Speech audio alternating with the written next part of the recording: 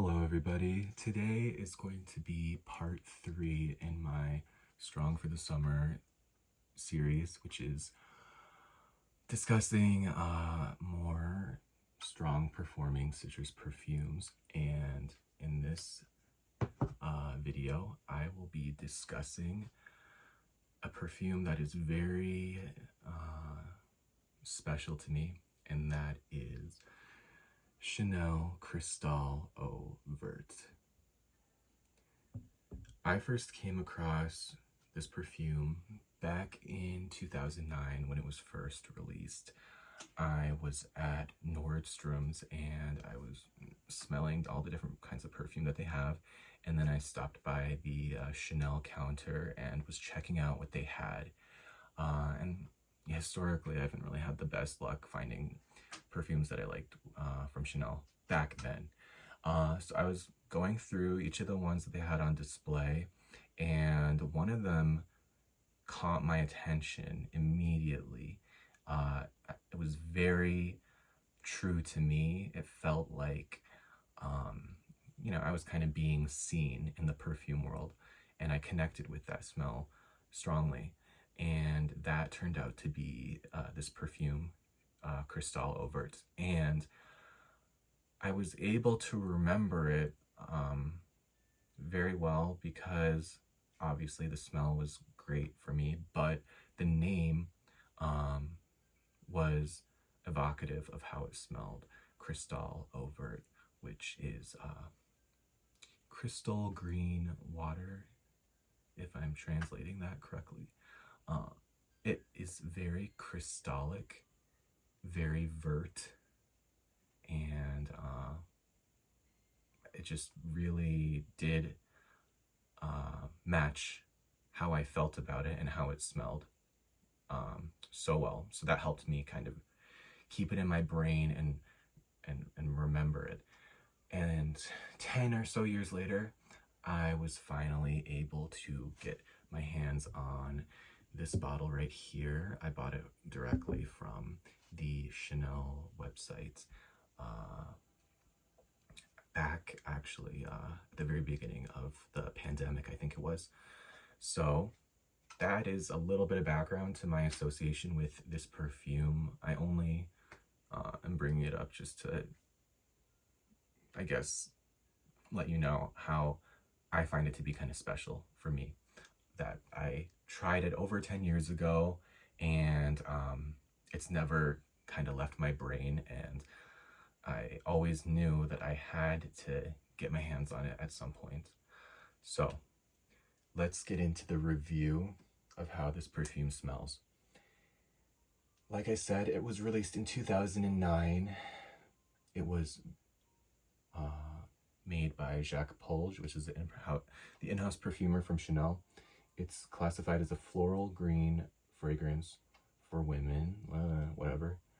And in the notes, you have Amalfi lemon, bergamot, you have neroli and magnolia in the middle, and in the base you have jasmine, iris, and musk. Okay, so this is the bottle, and it comes in this more old-fashioned Chanel style bottle. This rectangular size bottle with the silver band, and then it's usually a black cap, but in this case it's white, so it bucks the Chanel trend a bit. There you go. I'm gonna give it a spray to jog my memory. Okay.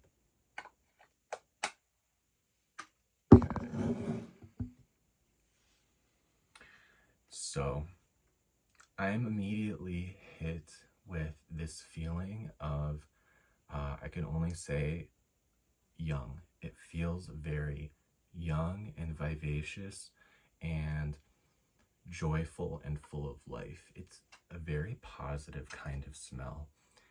I don't know what is doing that in this perfume, but it is undeniably a happy kind of perfume, and I could not imagine anybody finding this to be cold or off-putting.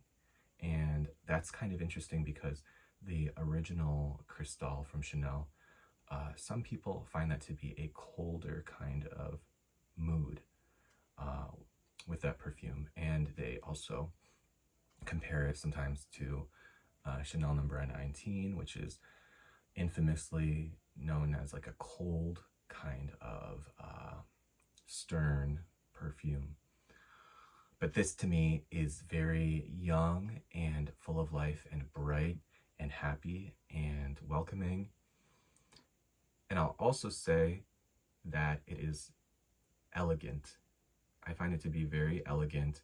So do not misinterpret me calling it a young feeling perfume with it not having elegance, because I can understand that perspective, but it does not compromise on the elegance that this has. It smells very sophisticated, but at the same time, it has this young soul. As far as the notes go, I am getting a very pronounced core of this fizzy kind of bubbly, warm musk. I'm getting that at the core, or what everything is resting on. And that might be why I'm finding it to be so joyful, or a big part of it. Maybe it's that musk. But, so I'm getting that, and then I am getting the lemon, and I'm getting the bergamot, probably more so the lemon. It's not a literal kind of lemon, but a more of a interpreted lemon. So, you know, it doesn't smell like a straight up lemon is what I'm trying to say. It's giving the vibe of lemon. Having said that though, there is something about it that's like a green citrus. I'm not getting lime from this at all, so I can't say it's lime, but there's something kind of green. It's like a green fantasy citrus note. It is undeniably it has an undeniable green quality to it. And I think that is complemented by the magnolia in this perfume. Obviously, neroli has some greenness as well, but I find magnolia to be pretty green. It's one of those like white florals that has green qualities to it. Like lily is another one. Magnolia also has very strong citrusy qualities, so that complements the citrus notes in this perfume. So as this dries down, if you give it like 10 minutes, then the iris peeks through just a little bit. It doesn't become a very strong player, but it peeks through, and it gives you a bit of the Prada infusioned iris style of iris, which is a cleaner, brighter, papery kind of iris instead of like the lipstick cosmetic variety of iris.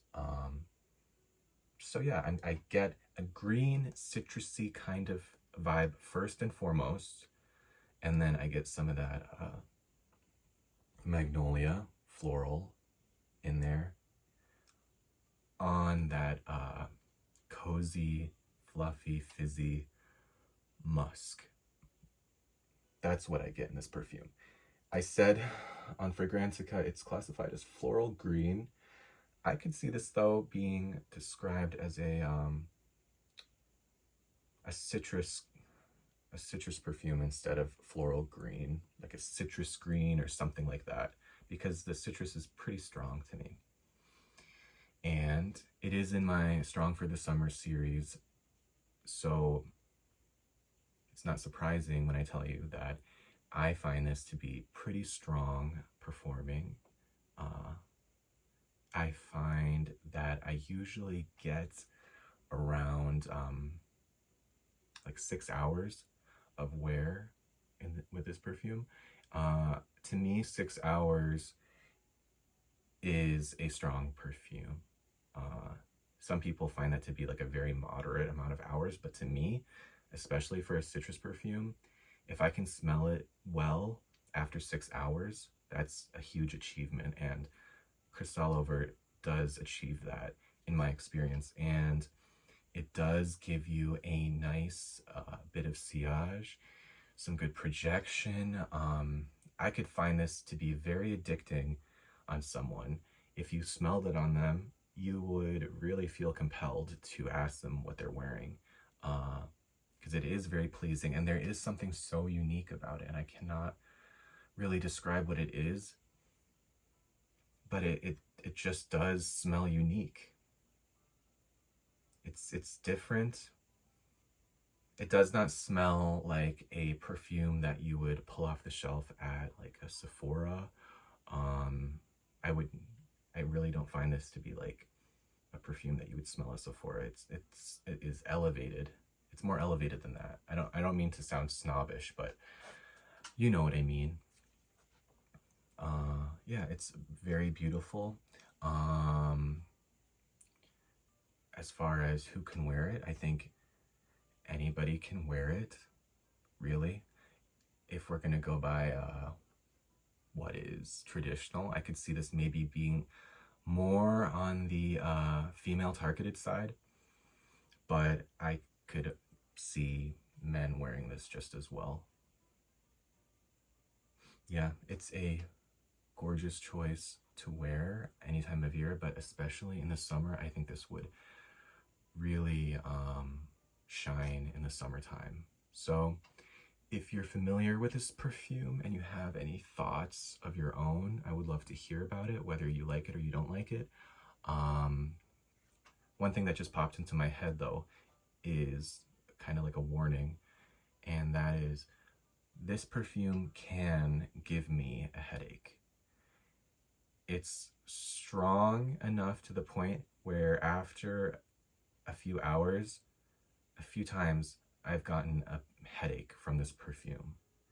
And I'm not trying to say that it's like in your face, cloying, but it's strong enough to give me a bit of a headache. And I don't know, maybe there's some sort of essential oil or aroma chemical in this that's to blame, but I thought I would just share that in case you're a person that is prone to getting headaches and migraines, which I am. I'm very migraine prone, and that conflicts with my love of perfume. So anyhow, those are my thoughts on this perfume. If you've tried it, like I said, I'd love to know your thoughts. Thank you so much and have a great day. Bye.